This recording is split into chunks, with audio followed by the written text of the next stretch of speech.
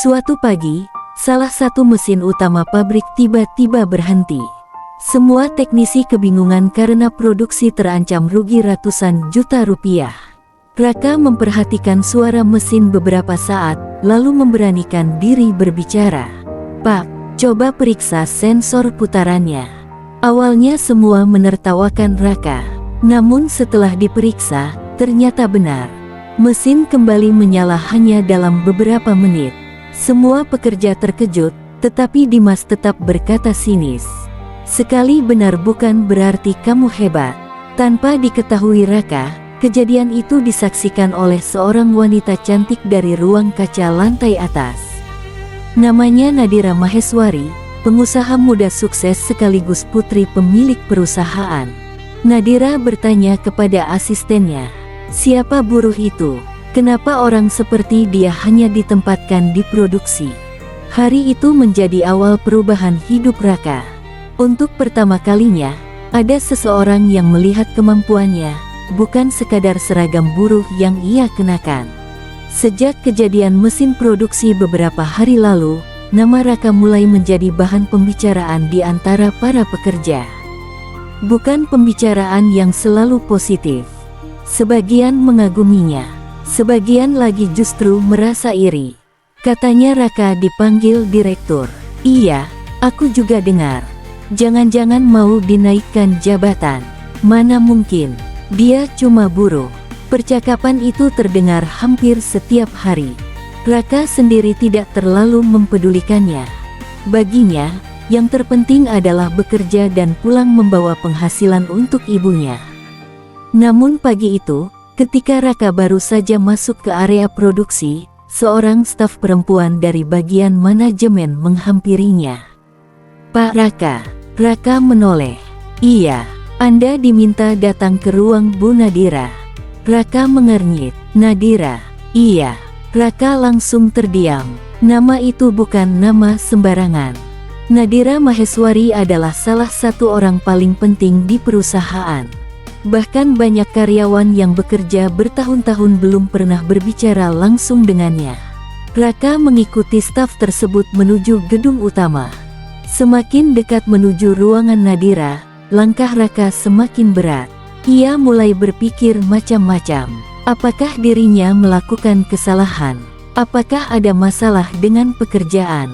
Atau mungkin perusahaan akan memberinya peringatan karena beberapa kali memberikan saran tanpa diminta. Sesampainya di depan ruangan, staf tersebut mengetuk pintu. "Masuk." Pintu terbuka. Raka melihat Nadira sedang berdiri di depan jendela besar. Wanita itu mengenakan blazer putih dengan rambut panjang yang tertata rapi. Wajahnya terlihat tenang, tetapi tatapannya sangat tajam. "Raka, silakan duduk." "Baik, Bu." Raka duduk dengan posisi tegak. Nadira ikut duduk di seberangnya. Beberapa detik mereka hanya diam. Kemudian Nadira membuka sebuah berkas. "Sudah berapa lama kamu bekerja di perusahaan ini?" 3 tahun, Bu. Sebelumnya pernah bekerja di tempat lain." "Pernah. Tapi hanya pekerjaan harian." Nadira mengangguk. "Dan kamu tidak pernah kuliah?" Raka tersenyum kecil. "Tidak sempat." "Kenapa?" Raka terdiam beberapa saat. "Ayah saya meninggal ketika saya masih sekolah." Nadira menatapnya. "Maaf." "Tidak apa-apa, Bu. Setelah ayahmu meninggal, saya harus bekerja untuk membantu ibu." Nadira menutup berkas tersebut. "Jadi selama ini kamu belajar sendiri?" Raka mengangguk. "Saya suka mesin sejak kecil." "Kenapa?" "Saya tidak tahu. Saya selalu penasaran bagaimana sesuatu bisa bekerja." Nadira tersenyum. "Kemarin kamu bisa menemukan kerusakan mesin hanya dari suaranya." Raka menjawab sederhana. "Saya sudah sering mendengar mesin itu." "Kalau begitu, menurutmu apa yang salah dengan sistem produksi kita?" Raka terkejut. Ia tidak menyangka akan mendapat pertanyaan tersebut. "Boleh saya jujur? Justru saya ingin jawaban jujur." Raka menarik napas. "Ada beberapa proses yang sebenarnya bisa dibuat lebih sederhana." Nadira memperhatikannya. "Contohnya?" Raka mulai menjelaskan. Ia mengambil kertas kosong di meja dan menggambar sebuah skema sederhana. Di bagian ini, pekerja harus melakukan pemeriksaan 2 kali. Padahal bisa digabung menjadi 1 tahap. Nadira memperhatikan. Kenapa tidak pernah kamu sampaikan? Raka tersenyum. Pernah. Lalu, katanya saya cuma buruh. Nadira terdiam. Untuk pertama kalinya, ekspresinya berubah. Ia tampak tidak suka mendengar jawaban tersebut. Siapa yang bilang? Raka langsung menyadari bahwa ia mungkin terlalu jujur. Sudahlah, Bu. Saya tanya siapa? Raka akhirnya menjawab, Pak Dimas. Nadira mengangguk pelan. Ia tidak mengatakan apa-apa. Namun di dalam pikirannya, sesuatu mulai berubah. Selama ini ia mengira perusahaan memiliki sistem yang sudah sangat baik. Tetapi ternyata ada seorang buruh yang menemukan banyak hal yang luput dari perhatian manajemen. Nadira kembali menatap Raka. Saya ingin menawarkan sesuatu. Raka menunggu. Kamu mau ikut pelatihan teknis selama 3 bulan? Raka terkejut. Pelatihan? Iya. Tapi saya tetap bekerja. Untuk sementara jadwalmu akan disesuaikan. Raka masih tidak percaya. Kenapa saya? Bu, karena saya ingin melihat seberapa jauh kemampuanmu. Raka menunduk. Kalau saya tidak mampu. Nadira tersenyum. Setidaknya kamu sudah mencoba. Raka akhirnya mengangguk. Saya mau. Bagus. Nadira berdiri. Mulai minggu depan, Raka ikut berdiri. Terima kasih, Bu. Saat Raka hendak keluar, Nadira memanggilnya. Raka. Raka menoleh. Ya. Jangan merasa rendah hanya karena pekerjaanmu. Raka terdiam. Nadira melanjutkan. Seragam tidak menentukan kemampuan seseorang. Kalimat sederhana itu membuat Raka terdiam cukup lama. Ia hanya mengangguk. Terima kasih. Kemudian ia keluar. Namun berita tentang pertemuan itu menyebar sangat cepat. Dimas menjadi orang pertama yang mengetahuinya. Jadi kamu benar-benar dipanggil Nadira? Raka mengangguk. Iya. Ngapain? Saya ditawari pelatihan. Dimas tertawa. Pelatihan? Iya. Kamu pikir setelah ikut pelatihan kamu bisa menjadi orang penting? Raka tidak menjawab. Dimas mendekat. Jangan terlalu berharap. Raka menatapnya. Saya tidak berharap menjadi orang penting. Lalu, saya hanya ingin belajar. Dimas tersenyum sinis. Kita lihat, Raka kembali bekerja. Tetapi sejak saat itu, suasana di tempat kerja berubah. Beberapa pekerja mulai mendukungnya. Namun ada juga yang iri. Salah satunya adalah Arman, teman Dimas yang sudah lama bekerja di perusahaan. Arman merasa Raka mendapatkan perlakuan khusus. Kenapa dia? Dia tidak punya pendidikan tinggi. Kenapa malah dapat kesempatan? Tidak ada yang bisa menjawab. Seminggu kemudian, Raka mulai mengikuti pelatihan. Pesertanya bukan buruh biasa. Ada teknisi, insinyur, supervisor, bahkan beberapa manajer muda. Ketika Raka masuk ke ruangan pelatihan, beberapa orang langsung memperhatikannya. Seorang pria bernama Bima berbisik kepada temannya. Dia siapa? Katanya buruh produksi. Bima tertawa kecil. Serius, Raka mendengar. Tetapi ia pura-pura tidak mendengar. Pelatih kemudian memberikan sebuah tugas. Mereka diminta menganalisis sebuah sistem produksi dan mencari kemungkinan pemborosan. Semua peserta mulai mengerjakan. Raka juga mengerjakan. Dalam waktu kurang dari 1 jam, ia sudah selesai. Pelatih memeriksa hasilnya. Kemudian wajahnya berubah. Siapa yang membuat analisis ini? Raka mengangkat tangan. Saya. Pelatih melihatnya. Kamu dari bagian mana? Produksi. Jabatan. Buruh. Beberapa peserta tertawa. Pelatih justru tersenyum. Menarik. Ia memanggil Raka ke depan. Coba jelaskan. Raka menjelaskan dengan bahasa sederhana. Ia tidak menggunakan istilah rumit. Namun semua orang akhirnya memahami maksudnya. Pelatih mengangguk. Analisis kamu benar. Ruangan langsung sunyi. Bima yang tadi menertawakan Raka kini tidak berkata apa-apa. Sejak hari itu, Raka mulai mendapatkan perhatian. Ia belajar lebih cepat dibandingkan peserta lain. Bahkan beberapa teknisi mulai meminta pendapatnya. 3 bulan berlalu, hasil pelatihan diumumkan. Raka mendapatkan nilai tertinggi. Nadira menerima laporan tersebut. Sinta berdiri di sampingnya. Bu, nilainya paling tinggi. Nadira tersenyum. Saya tidak salah memilih. Namun Nadira tidak hanya memberikan sertifikat. Ia memberikan Raka sebuah kesempatan yang jauh lebih besar. Mulai bulan depan, kata Nadira ketika memanggil Raka, kamu akan bergabung dengan tim pengembangan. Raka terkejut, tapi saya masih buruh. Mulai sekarang tidak. Raka menatapnya. Nadira menyerahkan surat keputusan. Selamat, kamu resmi menjadi bagian dari tim pengembangan perusahaan. Raka memegang surat itu dengan tangan sedikit gemetar. Ia teringat perkataan Dimas. Kamu cuma buruh. Hari itu, untuk pertama kalinya, Raka merasa bahwa mungkin hidup memang bisa berubah. Namun ia tidak tahu bahwa kenaikan posisinya akan membuat Dimas semakin marah. Beberapa hari kemudian, Raka mendapatkan meja kerja baru. Ia tidak lagi berada di lantai produksi. Sekarang ia bekerja bersama para insinyur. Namun bukannya sombong, Raka justru masih sering turun ke lantai produksi. Ia makan bersama buruh, berbicara dengan teknisi, bahkan membantu teman-teman lamanya. Seorang pekerja berkata, "Kak, sekarang kamu sudah beda." Raka tertawa. Bedanya cuma meja kerja. Jabatanmu beda. Tapi saya masih Raka. Kabar tentang sikapnya akhirnya sampai kepada Nadira. Diam-diam, Nadira semakin kagum. Bukan hanya karena Raka pintar, tetapi karena kesuksesan kecil tidak membuatnya berubah. Suatu sore, Nadira melihat Raka sedang membantu seorang pekerja memperbaiki alat. Ia menghampirinya.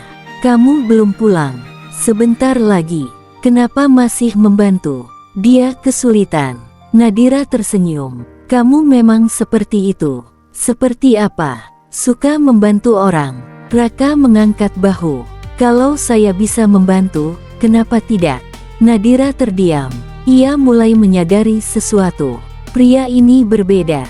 Ia tidak sibuk mencari perhatian, tidak berusaha mendekati orang kaya, tidak memanfaatkan kesempatan. Dan justru karena itulah, Nadira semakin tertarik. Malam itu, Raka pulang ke rumah. Ia memberikan surat keputusan kepada ibunya. Bu Ratna membaca perlahan. Matanya berkaca-kaca. "Kamu berhasil, Nak." Raka tersenyum. "Belum, Bu." "Kenapa belum?" "Ini baru awal." Bu Ratna memeluk anaknya. "Kalau ayahmu masih ada, dia pasti bangga." Raka terdiam. Ia menahan air mata. "Aku juga ingin membuat ibu bangga." "Kamu sudah." Malam itu Raka tidur dengan perasaan bahagia. Namun di tempat lain, Dimas sedang duduk bersama Arman. Di atas meja terdapat dokumen mengenai Raka. Dimas menatap foto Raka dengan wajah kesal. Dia terlalu cepat naik. Arman bertanya, "Terus mau bagaimana?"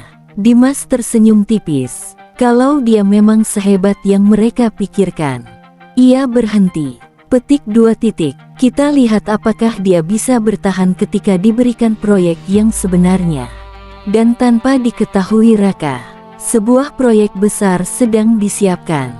Proyek yang akan menjadi ujian terbesar dalam hidupnya. Di sisi lain, Nadira juga sedang mempersiapkan sesuatu.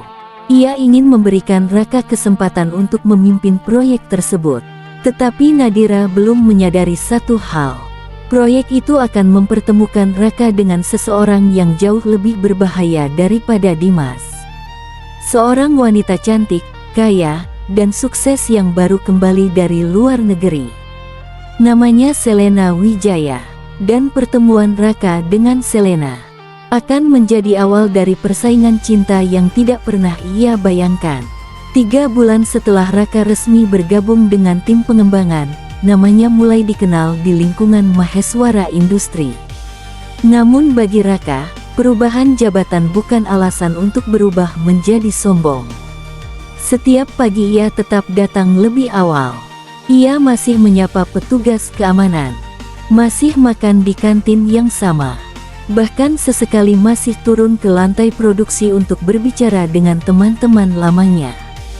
Perbedaannya hanya satu, sekarang orang-orang mulai mendengarkan pendapatnya. Namun semakin tinggi posisi seseorang, semakin banyak pula orang yang tidak menyukainya. Dimas adalah salah satunya. Sejak Raka dipindahkan ke tim pengembangan, Dimas merasa harga dirinya terluka. Dulu Raka hanyalah seorang buruh yang harus mengikuti perintahnya. Sekarang Raka justru sering berada dalam rapat bersama para manajer. Dimas tidak bisa menerimanya. Suatu pagi, Dimas masuk ke ruang kerja Raka.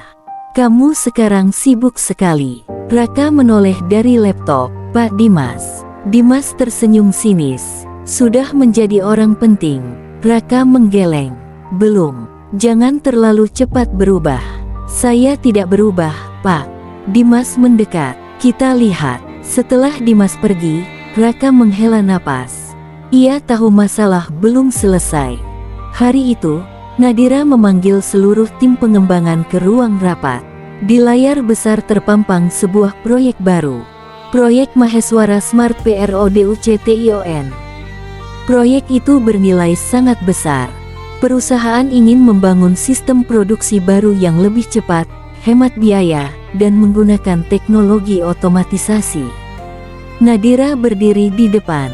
Proyek ini akan menentukan arah perusahaan dalam 5 tahun ke depan. Semua peserta serius. "Kita tidak boleh gagal." Kemudian Nadira melihat ke arah Raka. "Untuk bagian analisis sistem, saya ingin Raka memimpin." Ruangan langsung sunyi. Seorang manajer bernama Bima mengangkat tangan. "Bu, apakah tidak terlalu berisiko?" Nadira menatapnya. "Kenapa?" Raka masih tergolong baru. "Saya tahu, dia tidak memiliki gelar teknik."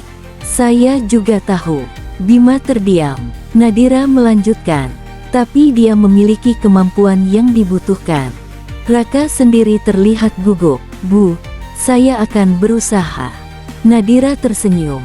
"Saya tidak meminta kamu sempurna. Saya meminta kamu bertanggung jawab." Raka mengangguk. "Baik." Sejak hari itu, kehidupan Raka berubah menjadi sangat sibuk. Ia bekerja dari pagi hingga malam. Memeriksa data, menganalisis sistem, berdiskusi dengan teknisi, menguji rancangan. Tidak jarang ia pulang larut malam. Namun semua itu mulai membuahkan hasil. Dalam waktu 2 bulan, tim Raka berhasil menemukan metode baru yang bisa menghemat biaya produksi secara signifikan. Nadira sangat puas. Tetapi kemudian datang masalah. Salah satu komponen utama sistem tidak tersedia dari pemasok lokal. Perusahaan harus mencari mitra dari luar. Dan akhirnya mereka mendapatkan sebuah perusahaan teknologi bernama Wijaya Teknologi. Pemiliknya adalah seorang wanita muda yang terkenal sukses. Selena Wijaya. Usianya 30 tahun. Cantik, cerdas, mandiri, dan dikenal sebagai salah satu pengusaha wanita paling berpengaruh di bidang teknologi.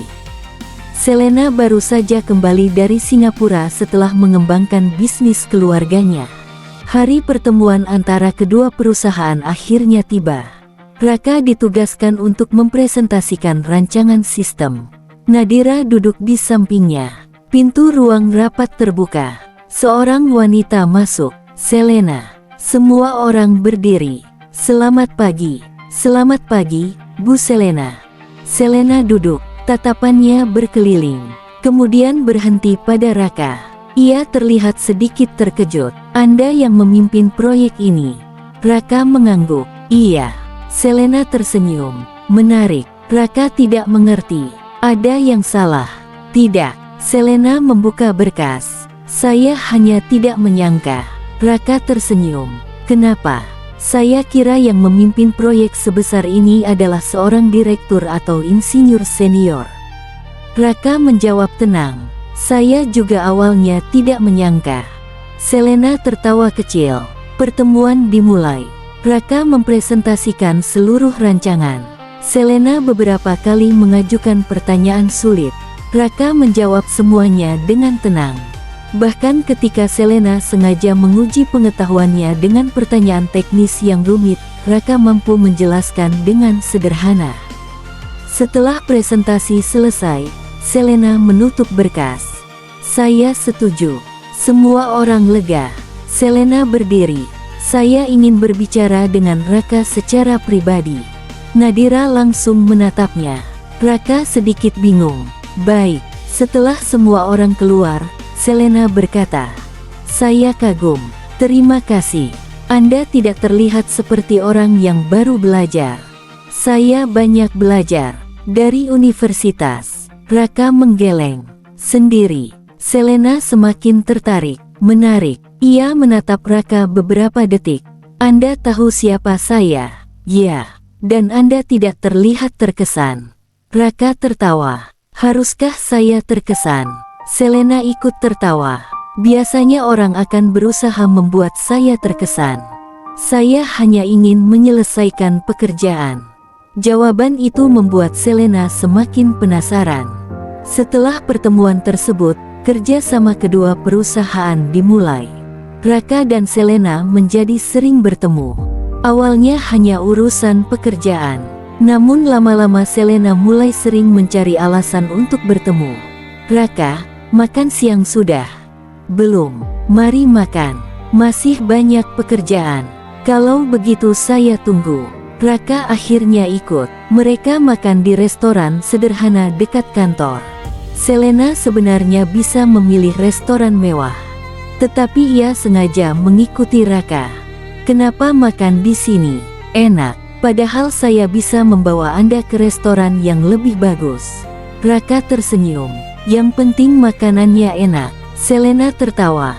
"Saya mulai mengerti kenapa orang-orang menyukai Anda." Raka terkejut. "Orang-orang menyukai saya?" Selena mengangguk. "Anda tidak menyadarinya." "Sepertinya tidak." Selena hanya tersenyum. Namun seseorang memperhatikan kedekatan mereka. Nadira. Ia tidak menunjukkan kecemburuan. Tetapi setiap kali melihat Selena berbicara dengan Raka, hatinya terasa sedikit tidak nyaman.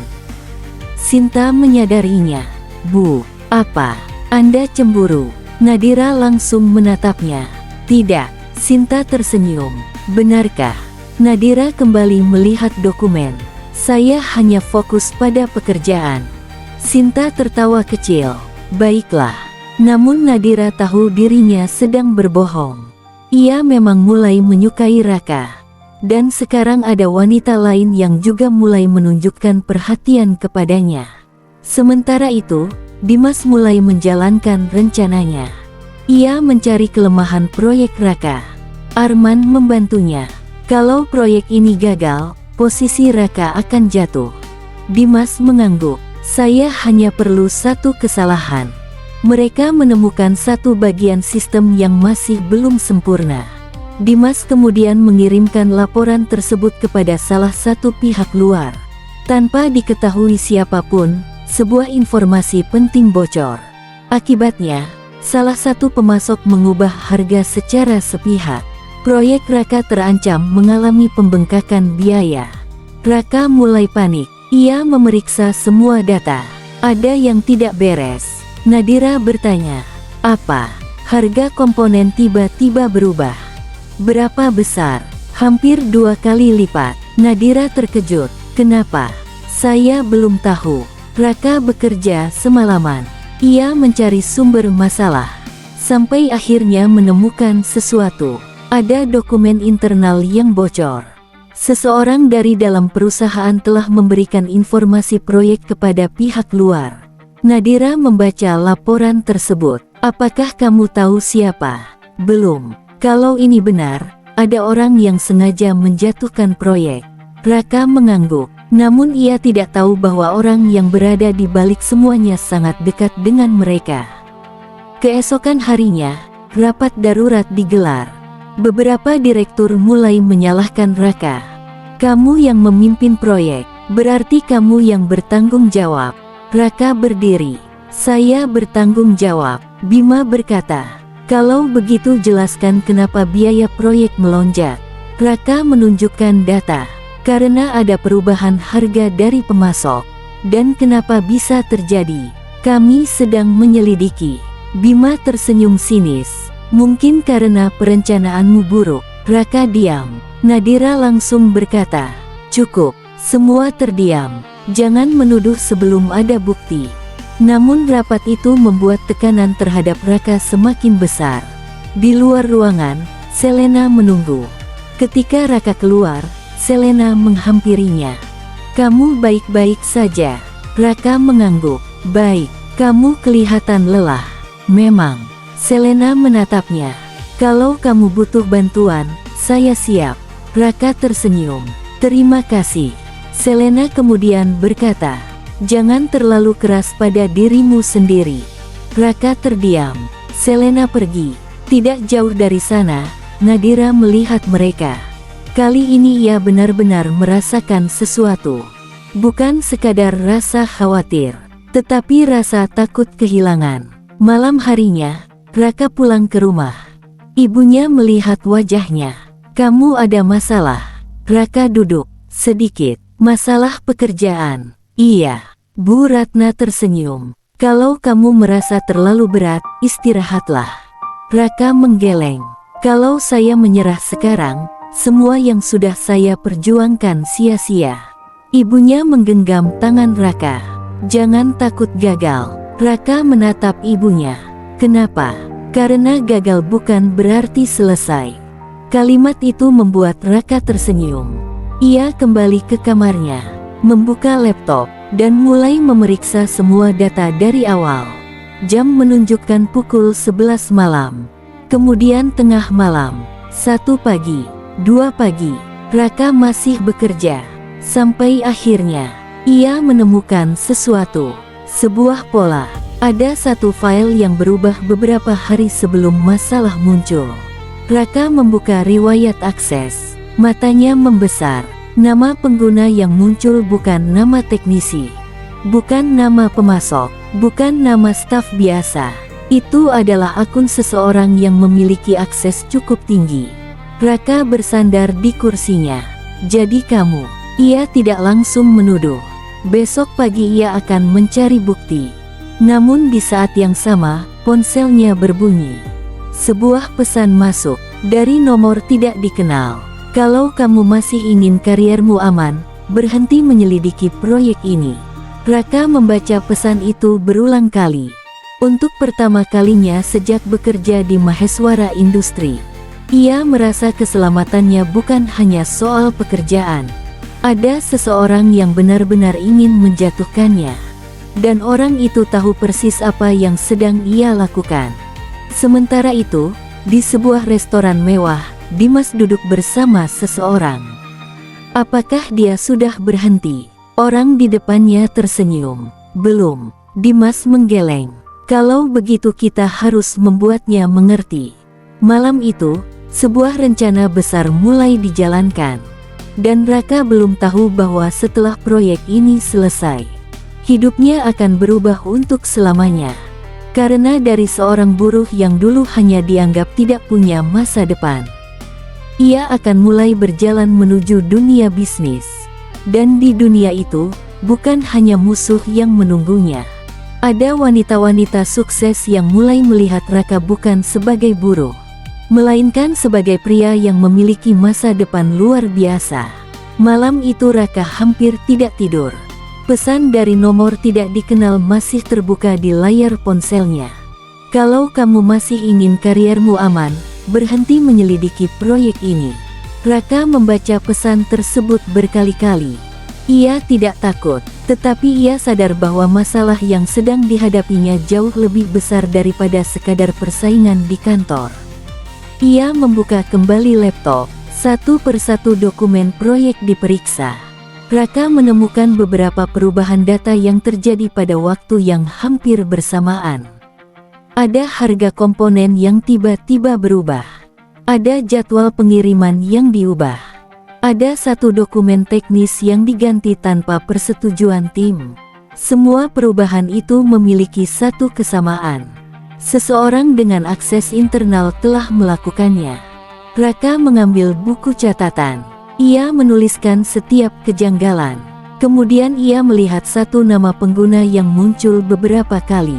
ARM27. Raka mengernyitkan dahi. Kode tersebut bukan milik Dimas.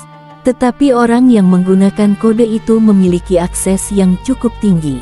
Siapa kamu? Raka tidak ingin gegabah. Ia tahu, satu kesalahan bisa membuat dirinya justru dituduh sebagai penyebab masalah. Pagi berikutnya, Raka datang lebih awal. Ia langsung menuju ruang server. Petugas keamanan sempat menahannya. Maaf, Pak Raka. Ruangan ini hanya bisa dimasuki orang tertentu. Raka menunjukkan surat izin dari Nadira. Setelah mendapatkan izin, ia memeriksa log sistem. Benar saja, ada aktivitas mencurigakan beberapa hari sebelum kebocoran. Namun sebelum sempat menyalin semua data, seseorang masuk. Raka menoleh. Ternyata Bima. Kamu ngapain di sini? Saya sedang memeriksa data proyek. Bima melihat layar. Tanpa izin. Saya sudah mendapat izin. Bima terdiam. Kemudian berkata, kalau begitu hati-hati. Raka menatapnya. Kenapa? Jangan sampai penyelidikanmu malah membuatmu terlihat sebagai orang yang mencurigakan. Bima pergi. Raka memperhatikan langkahnya. Ada sesuatu yang aneh. Ia mulai mencurigai Bima. Namun ia belum punya bukti. Siang hari, Raka menemui Nadira. Saya menemukan sesuatu. Nadira menatapnya. Apa? Raka memberikan laporan. Sepertinya ada orang dari dalam yang membocorkan informasi proyek. Nadira membaca dengan serius. Apakah kamu yakin? Belum 100%. Siapa yang kamu curigai? Raka menggeleng. Saya tidak mau menuduh sebelum punya bukti. Nadira mengangguk. Itu keputusan yang benar. Kemudian Nadira berkata, mulai sekarang, penyelidikan ini hanya kita bertiga yang tahu. Kita bertiga. Kamu, saya, dan Sinta. Raka mengangguk. Namun sebelum Raka keluar, Nadira berkata, Raka, ya, jangan pulang sendirian terlalu malam. Raka tersenyum. Saya baik-baik saja. Saya serius. Raka melihat wajah Nadira.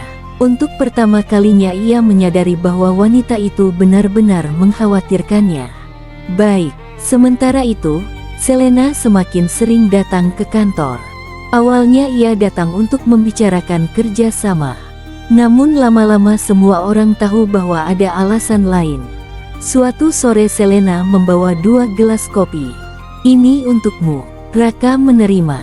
Terima kasih. Kamu suka kopi? Kadang. Kalau begitu mulai sekarang saya tahu cara membuatmu mau istirahat. Raka tertawa. Memangnya saya susah diajak istirahat? Sangat. Selena duduk di depan Raka. Raka, kamu punya pacar? Raka langsung terdiam. Pertanyaan itu datang begitu saja. Kenapa bertanya? Saya hanya penasaran. Raka tersenyum. Belum. Selena ikut tersenyum. Bagus. Raka mengangkat alis. Bagus. Iya. Kenapa? Berarti masih ada kesempatan. Raka tertawa kecil. Saya tidak mengerti. Selena menatapnya serius. Saya suka kamu. Raka terdiam. Kali ini Selena tidak bercanda. Saya tahu kita baru kenal beberapa bulan. Tapi saya suka cara kamu berpikir. Saya suka cara kamu memperlakukan orang. Dan saya suka karena kamu tidak pernah berubah hanya karena bertemu orang kaya. Raka menarik napas. Selena, saya tidak meminta jawaban sekarang. Selena berdiri. Saya hanya ingin kamu tahu. Ia kemudian pergi. Raka masih terdiam. Di balik kaca ruangan, Nadira melihat semuanya. Ia tidak marah kepada Selena, tetapi hatinya terasa berat. Sinta yang berada di sampingnya berkata, "Bu." Nadira menoleh. "Jangan bilang apa-apa." Sinta tersenyum. "Saya belum bilang." Nadira menghela napas. "Saya tahu." Beberapa hari kemudian, masalah proyek semakin besar. Salah satu mitra kerja mengundurkan diri. Kemudian dua investor meminta penjelasan. Media mulai memberitakan bahwa proyek Maheswara Industri mengalami masalah. Dewan direksi mengadakan rapat. Salah satu anggota dewan berkata, "Kalau masalah ini tidak selesai dalam 2 minggu, kita harus menghentikan proyek." Raka berdiri. "Berikan saya waktu." Dimas yang hadir dalam rapat berkata, "Kamu yakin?" Raka menatapnya. "Saya yakin." Dimas tersenyum. "Kalau gagal?" Raka menjawab, "Saya bertanggung jawab." Dimas mengangguk. "Baik." Rapat selesai. Raka kemudian kembali bekerja. Ia tidak menyadari bahwa Dimas diam-diam tersenyum. Malam itu, Raka menemukan bukti baru. Sebuah dokumen menunjukkan bahwa informasi proyek dikirim kepada perusahaan pesaing. Pengirimnya menggunakan akun internal. Namun kali ini, Raka menemukan sesuatu yang lebih mengejutkan. Akun tersebut terhubung dengan komputer milik Bima. Raka terdiam. Jadi selama ini, ia langsung menghubungi Nadira. Mereka bertemu di ruang kerja. Raka menunjukkan bukti. Nadira membaca semuanya. "Ini cukup kuat. Apakah kita langsung melaporkannya?" "Belum." Raka terkejut. "Kenapa?" "Kita harus tahu siapa yang berada di belakangnya." Nadira kemudian meminta tim keamanan internal melakukan pemeriksaan diam-diam. Hasilnya mengejutkan. Bima memang terlibat, tetapi ia bukan orang yang mengambil keputusan. Ada seseorang yang memerintahkannya, dan nama yang muncul dalam komunikasi rahasia itu membuat Raka terdiam. Dimas. Raka tidak percaya. Dimas ternyata bekerja sama dengan pihak luar untuk menjatuhkan proyek. Namun alasan sebenarnya bukan sekadar kebencian terhadap Raka. Dimas mendapatkan uang dari pesaing perusahaan. Nadira mengepalkan tangan. "Saya akan memecat mereka." Raka menggeleng. "Jangan dulu." "Kenapa?" "Kalau kita bertindak sekarang, mereka bisa menghilangkan bukti." Nadira mengangguk. "Kamu benar." Mereka kemudian menyusun rencana. Raka akan membiarkan Dimas mengira rencananya berhasil. Sementara itu, seluruh bukti dikumpulkan. 2 hari kemudian, Dimas datang menemui Raka. "Bagaimana proyekmu?" Raka sengaja terlihat lelah. "Masih bermasalah." Dimas tersenyum. "Sepertinya kamu tidak sanggup." Raka menunduk. "Mungkin." Dimas semakin percaya bahwa rencananya berhasil. "Kalau kamu memang tidak mampu, mundur saja." Raka mengangguk. "Saya pertimbangkan." Dimas pergi. Begitu pintu tertutup, Raka tersenyum. Sinta yang berada di ruangan lain berkata, "Dia percaya." Raka mengangguk. "Bagus." Malam itu, bukti terakhir berhasil dikumpulkan. Dimas dan Bima akhirnya dipanggil ke ruang rapat. Nadira berdiri di depan mereka. "Apakah kalian tahu kenapa kalian dipanggil?" Dimas pura-pura bingung. "Tidak." Nadira menyalakan layar. Semua bukti ditampilkan. Percakapan, transfer uang, akses sistem, dokumen yang dibocorkan. Wajah Dimas langsung berubah. "Bukan saya." Nadira menatapnya. "Kami memiliki semuanya." Bima mulai panik. "Dimas yang menyuruh saya." Dimas langsung berteriak, "Diam." Tetapi semuanya sudah terlambat. Raka berdiri di sudut ruangan. Dimas menatapnya. "Kamu." Raka hanya berkata, "Saya sudah bilang, Pak." "Apa?" "Saya tidak pernah ingin merebut posisi siapapun." Dimas terdiam. "Saya hanya ingin bekerja." Dimas menunduk. Hari itu, Dimas dan Bima diberhentikan. Nama Raka dibersihkan. Proyek kembali berjalan, dan perusahaan berhasil menyelamatkan kontrak besar tersebut. Namun setelah semua masalah selesai, Raka justru membuat keputusan yang mengejutkan. Ia menghadap Nadira. "Bu, saya ingin mengundurkan diri." Nadira terkejut. "Mengundurkan diri?" "Iya." "Kenapa?" Raka menatapnya. "Saya ingin membangun sesuatu sendiri." Nadira terdiam. Setelah semua yang terjadi, justru karena semua yang terjadi, Raka menjelaskan bahwa ia ingin membuat perusahaan sendiri. Perusahaan yang membantu pabrik kecil meningkatkan efisiensi. Ia ingin menciptakan teknologi murah yang bisa digunakan oleh perusahaan kecil. Nadira tersenyum. "Kamu yakin?" "Sangat. Kalau saya bilang saya ingin kamu tetap di sini." Raka tersenyum. "Saya berterima kasih. Tapi, saya harus mencoba." Nadira terdiam beberapa detik. Kemudian ia mengulurkan tangan. "Kalau begitu, saya mendukungmu." Raka menjabat tangannya. "Terima kasih." Namun Nadira belum selesai. "Satu hal." "Apa?" "Kalau suatu hari nanti perusahaanmu lebih besar daripada perusahaan saya." Raka tertawa. "Saya akan tetap mengingat siapa yang memberi saya kesempatan pertama." Nadira tersenyum. "Saya pegang janji itu." Beberapa bulan kemudian, Raka benar-benar meninggalkan Maheswara Industri. Ia menyewa sebuah ruangan kecil, membeli beberapa komputer bekas, mengajak 2 orang teman lamanya. Modal mereka sangat terbatas. Bahkan ada hari ketika mereka tidak mendapatkan satu pun pelanggan. Tetapi Raka tidak menyerah. Ia menghubungi perusahaan-perusahaan kecil. Satu persatu, ditolak lagi, ditolak berkali-kali. Namun akhirnya, ada satu perusahaan yang bersedia mencoba jasanya. Raka berhasil meningkatkan produktivitas mereka. Pemilik perusahaan itu terkejut. "Kamu bisa menghemat biaya kami sebesar ini." Raka mengangguk. Ini baru langkah pertama. Kabar keberhasilan itu menyebar. Pelanggan kedua datang. Kemudian pelanggan ketiga. Perusahaan kecil Raka mulai tumbuh. Namun Raka tidak tahu bahwa seseorang sedang memperhatikannya dari jauh. Selena dan Nadira. Keduanya melihat perkembangan Raka. Keduanya semakin kagum. Namun bukan hanya mereka. Seorang wanita lain mulai tertarik setelah membaca kisah Raka di sebuah artikel bisnis. Namanya Maya Larasati, seorang pengusaha properti sukses. Maya berkata kepada asistennya, "Saya ingin bertemu dengan pria ini." "Pak Raka?" "Iya, untuk bisnis." Maya tersenyum. Awalnya.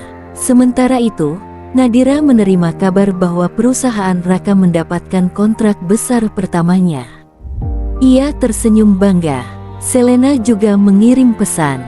"Selamat, saya tahu kamu bisa." Raka membalas singkat, "Terima kasih." Namun malam itu, Raka duduk sendirian di kantor kecilnya. Ia melihat papan nama perusahaan yang baru dipasang. Untuk pertama kalinya, ia memiliki sesuatu yang benar-benar dibangun dari nol. Dulu ia adalah buruh yang tidak dianggap.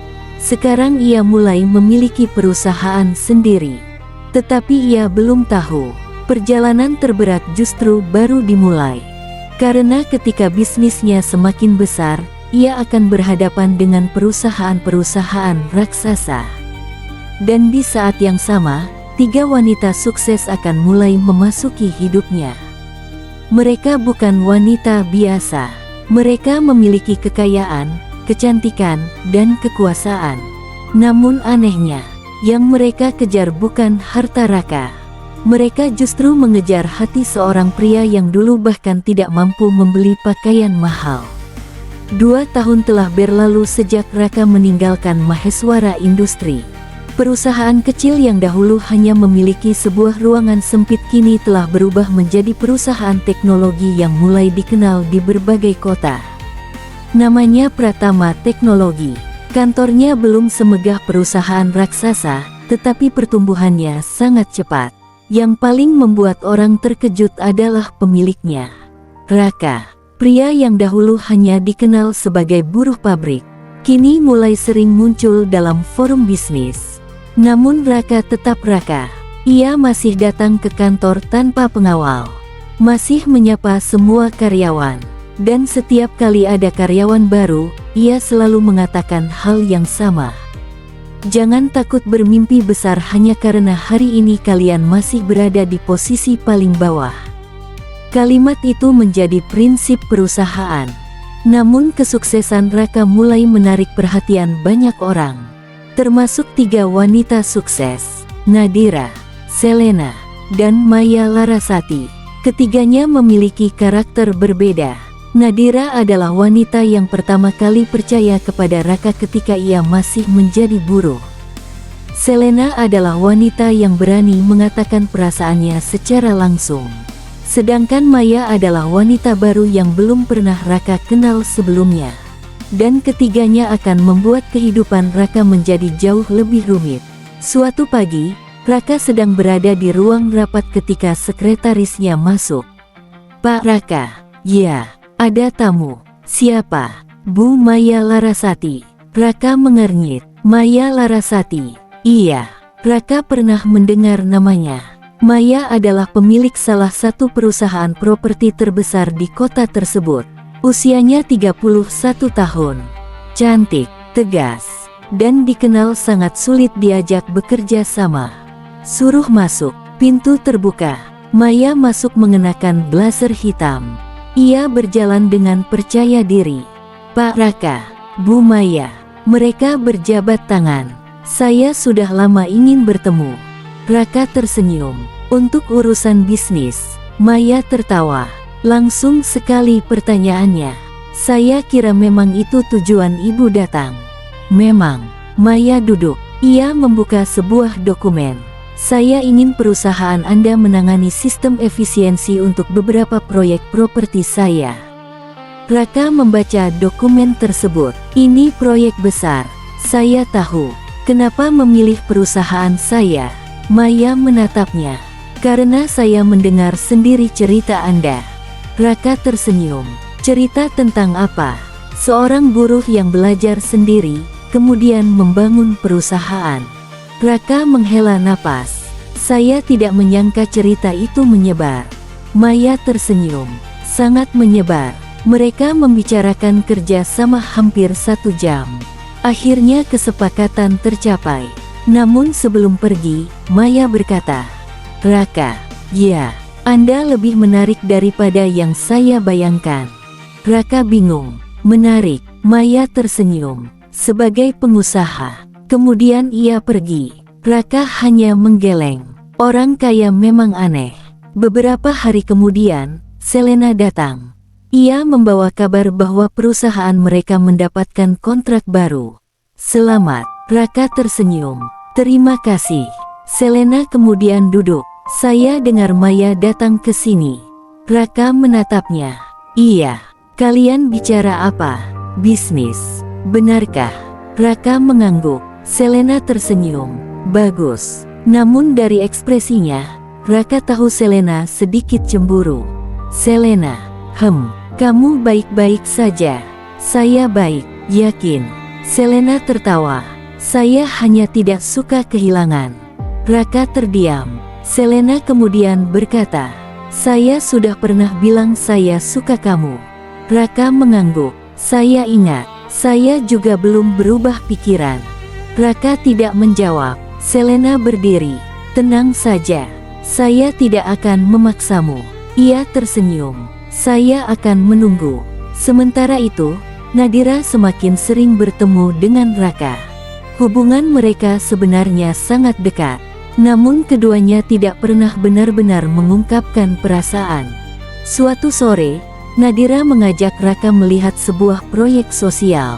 Mereka mengunjungi sebuah sekolah kecil. Sekolah itu dibangun untuk anak-anak keluarga kurang mampu. Raka terkejut. "Ini proyekmu?" Nadira mengangguk. "Saya ingin membuat lebih banyak." Raka tersenyum. "Bagus." Nadira menatapnya. "Kamu masih ingat?" "Ingat apa?" "Janji kita dulu." Raka berpikir. "Kamu bilang kalau suatu hari perusahaanmu lebih besar daripada perusahaan saya, kamu tidak akan melupakan saya." Raka tertawa. Saya masih ingat. Nadira tersenyum. Bagus. Mereka berjalan bersama. Kemudian Nadira berhenti. Raka. Ya, aku ingin mengatakan sesuatu. Raka menatapnya. Namun sebelum Nadira berbicara, ponsel Raka berdering. Panggilan darurat dari kantor. Raka harus pergi. Nadira hanya bisa tersenyum. Pergilah. Raka meminta maaf. Nanti kita bicara lagi. Iya. Raka pergi. Nadira melihat punggungnya. Ia menarik napas panjang.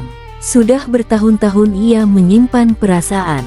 Namun setiap kali ingin mengatakannya, selalu ada sesuatu yang menghalangi. Beberapa minggu kemudian, nama Raka semakin terkenal. Sebuah majalah bisnis menempatkannya sebagai salah satu pengusaha muda paling menjanjikan. Artikel tersebut menceritakan perjalanan hidupnya. Dari buruh, kemudian menjadi pemimpin proyek, lalu mendirikan perusahaan, dan akhirnya menjadi pengusaha sukses. Artikel itu dibaca oleh ribuan orang, termasuk seorang wanita bernama Aurel Prameswari. Aurel adalah pemilik perusahaan fashion yang sedang berkembang. Ia tertarik dengan kisah Raka. Saya ingin mengundangnya ke acara perusahaan. Asistennya bertanya, untuk kerja sama. Aurel tersenyum. Untuk mengenal orangnya. Acara itu berlangsung beberapa minggu kemudian. Raka datang sebagai pembicara. Ia berdiri di atas panggung. Kesuksesan bukan tentang seberapa cepat kita naik. Kesuksesan adalah tentang seberapa kuat kita bertahan. Para tamu mendengarkan. Raka melanjutkan. Saya pernah menjadi buruh. Saya pernah dianggap tidak memiliki masa depan. Saya pernah mendengar orang berkata bahwa saya tidak akan pernah berada di atas. Ia tersenyum. Ternyata mereka salah. Tepuk tangan memenuhi ruangan. Setelah acara selesai, Aurel menghampirinya. Pak Raka. Ya, saya Aurel. Mereka berjabat tangan. Saya menyukai pidato Anda. Terima kasih. Terutama bagian ketika Anda mengatakan bahwa orang tidak boleh dinilai dari pekerjaannya. Raka tersenyum. Itu memang prinsip saya. Aurel mengangguk. Saya ingin bekerja sama dengan Anda. Tentu. Dan mungkin. Aurel berhenti. Petik 2 titik. Suatu hari kita bisa makan bersama. Raka tertawa. Boleh. Aurel tersenyum puas. Namun tanpa mereka sadari, ada seseorang yang melihat dari kejauhan. Selena. Dan tidak jauh dari sana, Nadira. Sementara Maya juga baru saja tiba. 3 wanita itu saling melihat. Tidak ada yang mengatakan apa-apa. Tetapi mereka semua tahu. Mereka memiliki tujuan yang sama. Beberapa hari kemudian, suasana menjadi semakin lucu. Raka mendapatkan 3 undangan makan malam dari 3 wanita berbeda. Selena mengundangnya pada hari Jumat, Maya pada hari Sabtu, Aurel pada hari Minggu. Raka menunjukkan semua undangan itu kepada asistennya. Menurutmu saya harus bagaimana? Asistennya tertawa. Pak, saya tidak berani menjawab. Kenapa? Karena kalau saya salah, saya bisa kehilangan pekerjaan. Raka tertawa. Ia tidak menyadari bahwa dirinya sedang menjadi perhatian banyak wanita sukses. Namun Raka tidak merasa bangga. Ia justru bingung. Ia tidak pernah mengejar wanita kaya. Bahkan ketika masih menjadi buruh, ia tidak pernah membayangkan akan berada dalam situasi seperti ini. Suatu malam, Raka akhirnya bertemu dengan Selena.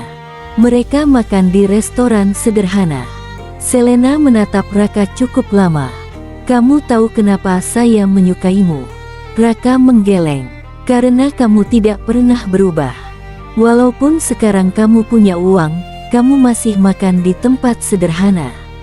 Raka tersenyum. Saya pernah tidak punya pilihan. Dan sekarang, saya tetap tidak ingin hidup berlebihan. Selena tersenyum. Kamu berbeda. Raka terdiam. Selena kemudian berkata, kalau suatu hari kamu harus memilih. Raka menatapnya. Memilih apa? antara wanita yang mencintaimu sejak kamu belum sukses. Selena berhenti. Petik 2 titik. Dan wanita yang baru datang setelah kamu sukses. Raka diam. Selena tersenyum. Saya tahu jawabannya. Apa? Yang pertama. Raka tidak menjawab, karena ia tahu siapa yang dimaksud Selena. Nadira. Keesokan harinya, masalah besar muncul. Salah satu perusahaan pesaing Raka mulai menyerang bisnisnya. Mereka menawarkan harga jauh lebih murah kepada para pelanggan Raka. Beberapa kontrak terancam hilang. Tim Raka panik. Pak, kalau 3 pelanggan ini pergi, kita bisa mengalami kerugian besar. Raka melihat laporan. Jangan panik, tapi bagaimana? Kita jangan melawan dengan harga. Lalu, kita menang dengan kualitas. Raka kemudian mengembangkan sistem baru. Ia menghabiskan hampir seluruh waktunya untuk melakukan riset. Hari demi hari, minggu demi minggu. Akhirnya sebuah teknologi baru berhasil dibuat. Hasilnya luar biasa. Perusahaan Raka mampu menawarkan sistem yang lebih murah dalam jangka panjang, lebih efisien, dan lebih mudah digunakan. Para pelanggan kembali. Bahkan perusahaan baru mulai berdatangan. Dalam waktu 6 bulan, nilai perusahaan Raka meningkat berkali-kali lipat. Media kembali memberitakannya. Mantan buruh kini menjadi pengusaha muda dengan perkembangan tercepat. Raka membaca berita itu. Ia tersenyum. Namun kemudian ponselnya berbunyi. Pesan dari Nadira. Selamat, saya bangga padamu. Tidak lama kemudian pesan Selena masuk. Aku tahu kamu bisa. Kemudian Maya. Jangan lupa, kita punya janji makan malam. Dan terakhir Aurel. Kalau sudah selesai sibuk, saya ingin bertemu. Raka menatap ponselnya. 4 wanita, 4 pesan. Ia menghela napas. Kenapa hidup saya jadi seperti ini? Namun tanpa Raka sadari, di balik perhatian 4 wanita tersebut, ada satu masalah yang jauh lebih besar.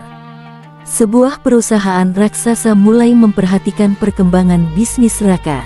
Mereka merasa perusahaan baru itu telah tumbuh terlalu cepat, dan mereka tidak ingin Raka mengambil pasar mereka. Mereka mulai menyusun strategi untuk menjatuhkannya. Sementara Raka masih sibuk membangun masa depannya. Sebuah badai besar sedang menuju perusahaannya. Dan kali ini, Raka tidak hanya akan kehilangan uang. Ia mungkin akan kehilangan seluruh perusahaan yang dibangunnya dari nol. Namun ketika semua orang mengira Raka akan jatuh, justru dari situlah kemampuan sebenarnya akan terlihat. 6 bulan setelah perusahaan Raka mulai berkembang pesat, kehidupan yang selama ini terasa seperti mimpi tiba-tiba berubah menjadi mimpi buruk. Pagi itu, Raka baru saja masuk ke kantornya ketika asistennya, Doni, berlari menghampiri. Pak Raka. Raka menoleh. Ada apa? Kita punya masalah besar. Masalah apa? Doni menyerahkan sebuah map. 4 klien utama membatalkan kontrak. Raka membuka dokumen tersebut. Wajahnya berubah. Kenapa? Mereka mendapat tawaran dari perusahaan lain. Perusahaan mana? Doni menyebutkan sebuah nama. Garuda Prima Corporation. Raka langsung terdiam. Perusahaan itu bukan perusahaan kecil. Garuda Prima adalah salah satu perusahaan teknologi industri terbesar di Indonesia. Modal mereka jauh lebih besar. Jumlah karyawan mereka ribuan. Dan yang paling mengkhawatirkan, mereka adalah salah satu pesaing utama perusahaan Raka. Raka menutup map.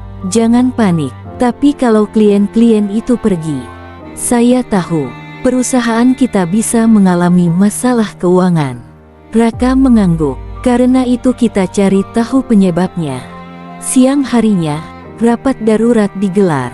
Semua kepala divisi hadir. Raka berdiri di depan layar. Kita kehilangan 4 pelanggan dalam waktu kurang dari 2 minggu. Seorang manajer bertanya, apakah mereka kecewa dengan produk kita? Belum tentu. Raka menampilkan data. Mereka semua mendapatkan penawaran yang hampir sama. Lebih murah. jauh lebih murah. Ruangan menjadi sunyi. Salah satu manajer berkata, "Kalau begitu kita turunkan harga." Raka menggeleng. "Jangan." "Kenapa?" "Kalau kita ikut perang harga, kita yang akan hancur." Raka menunjuk layar. "Mereka punya modal jauh lebih besar. Kalau kita melawan dengan harga, kita tidak akan menang. Lalu apa yang harus kita lakukan?" Raka menjawab, "Kita cari sesuatu yang tidak mereka punya." Semua terdiam. Raka kemudian berkata, "Kualitas layanan.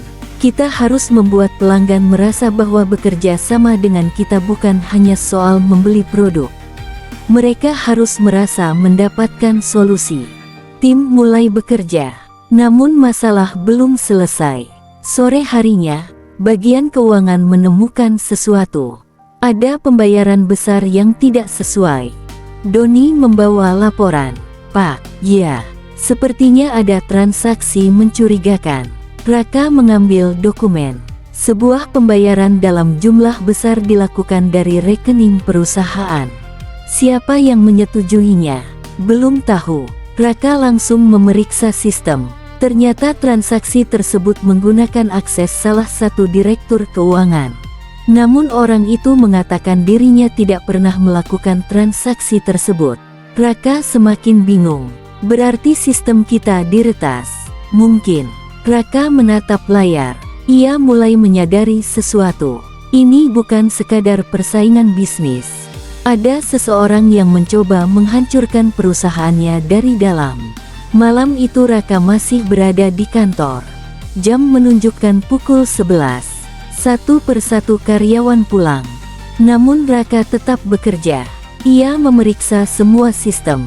Kemudian sebuah pesan masuk. "Kamu terlalu cepat naik. Sekarang waktunya turun." Raka menatap pesan tersebut. Nomornya tidak dikenal. Ia langsung menyimpannya.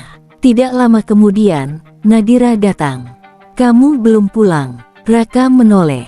"Nadira, kenapa masih di sini? Ada masalah?" Nadira duduk. "Ceritakan." Raka menunjukkan semua data. Nadira membacanya.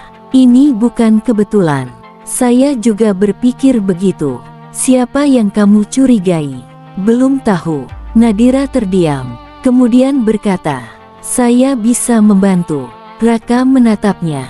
"Bagaimana?" "Saya bisa memberikan akses ke beberapa konsultan keamanan perusahaan saya." Raka menggeleng. "Saya tidak ingin terlalu bergantung kepadamu." Nadira tersenyum. "Kamu masih sama. Sama bagaimana?"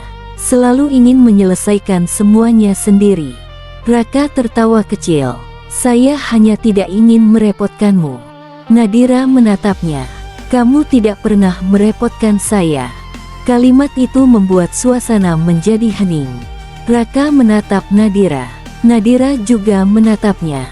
Beberapa detik berlalu. Kemudian Nadira berkata, "Saya akan membantu." Raka akhirnya mengangguk. "Terima kasih." Keesokan harinya, Selena datang. Ia sudah mengetahui masalah perusahaan Raka. "Kamu kenapa tidak memberitahu saya?" Raka tersenyum. "Ini masalah perusahaan saya. Dan saya rekan bisnismu. Saya tahu. Kalau begitu izinkan saya membantu." Raka menggeleng. "Selena, saya tidak meminta kamu menerima bantuan gratis." Selena mengeluarkan sebuah dokumen.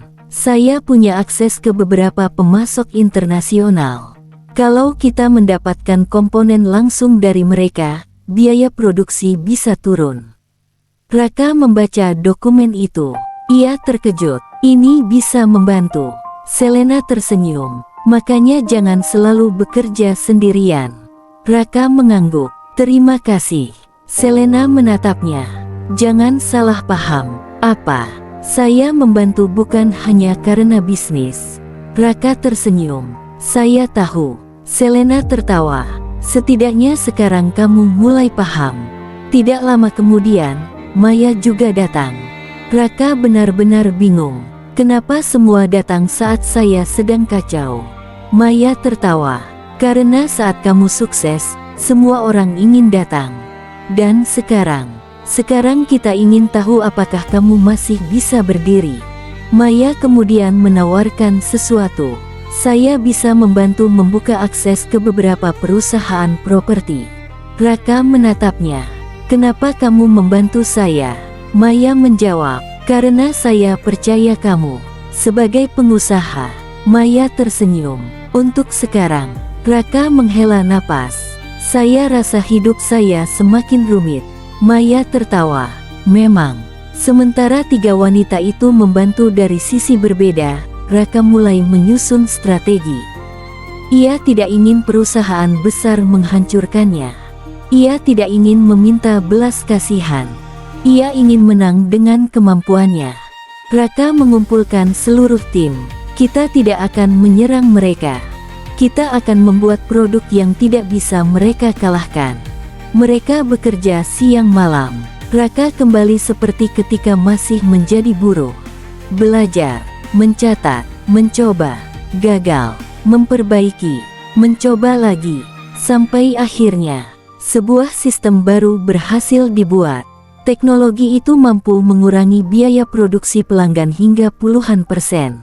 Lebih murah, lebih cepat, dan lebih mudah digunakan. Ketika pertama kali diuji, semua orang terdiam. Doni berkata, "Pak." Raka menoleh. "Ya, ini bisa mengubah perusahaan kita." Raka tersenyum. Kalau berhasil, produk baru itu kemudian diperkenalkan kepada beberapa pelanggan.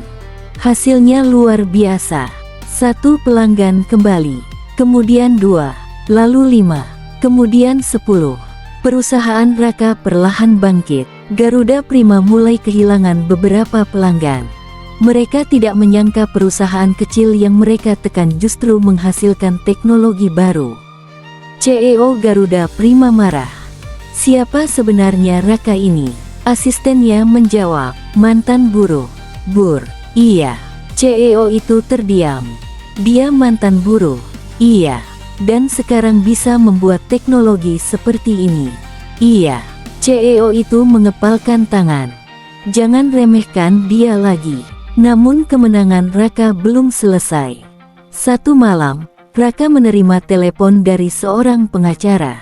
"Pak Raka, kami menemukan sesuatu." "Apa?" "Garuda Prima diduga menggunakan cara ilegal untuk mengganggu beberapa perusahaan kecil." Raka terdiam. "Apakah ada bukti?" "Sedang dikumpulkan." Raka berkata, "Jangan terburu-buru." "Kenapa?" "Saya tidak ingin menang dengan cara yang sama seperti mereka." Pengacara itu mengangguk. Raka menutup telepon.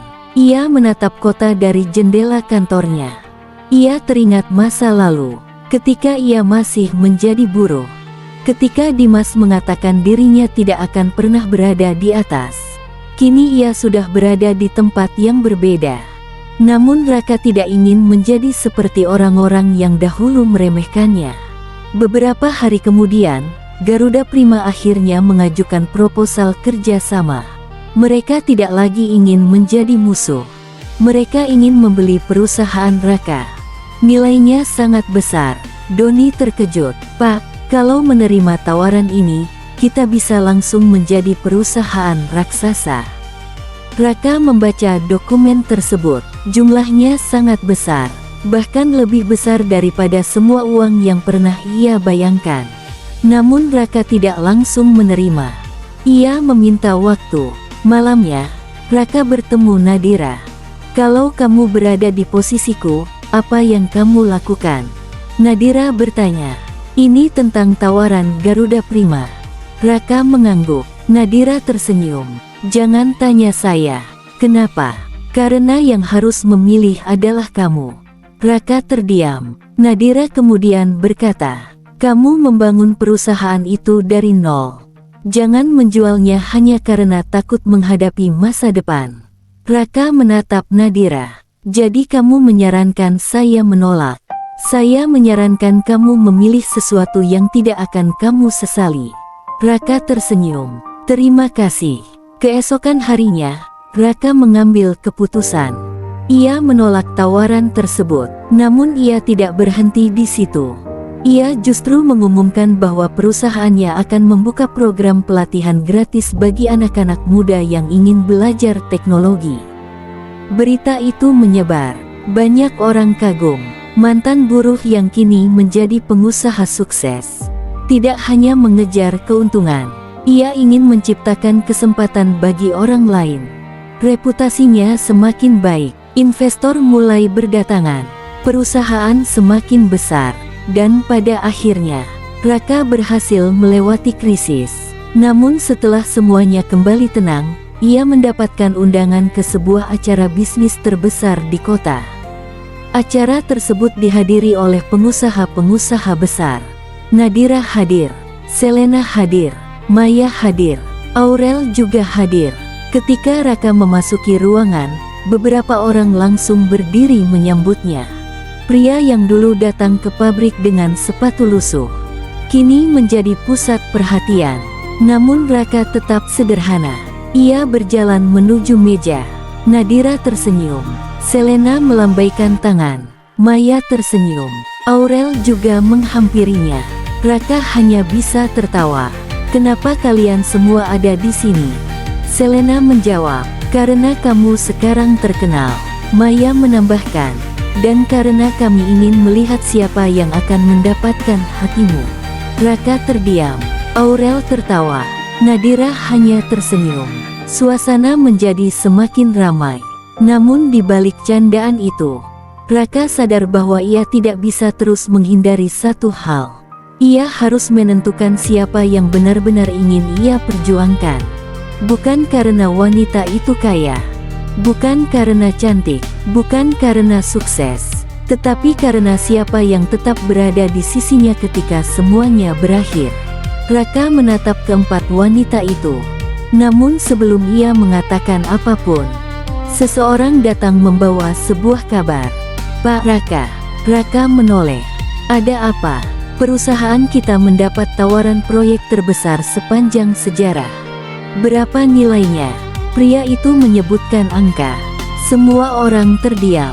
Raka pun terkejut. Namun yang lebih mengejutkan, proyek tersebut berada di luar negeri. Dan Raka harus memilih satu orang untuk menjadi partner utamanya. Pilihan itu bukan hanya menentukan masa depan bisnisnya, tetapi juga mungkin menentukan siapa yang akan berdiri di sampingnya dalam kehidupan. Raka menarik napas panjang. Ia menatap Nadira, kemudian Selena, Maya, dan Aurel. Malam itu, untuk pertama kalinya, Raka sadar bahwa kesuksesan ternyata membawa ujian yang jauh lebih sulit daripada kemiskinan. Dulu ia hanya berjuang untuk mendapatkan kesempatan. Sekarang ia harus memilih siapa yang benar-benar layak mendapatkan tempat di hatinya. Dan keputusan Raka akan menjadi awal dari babak terakhir dalam kisah hidupnya. Cerita pun selesai.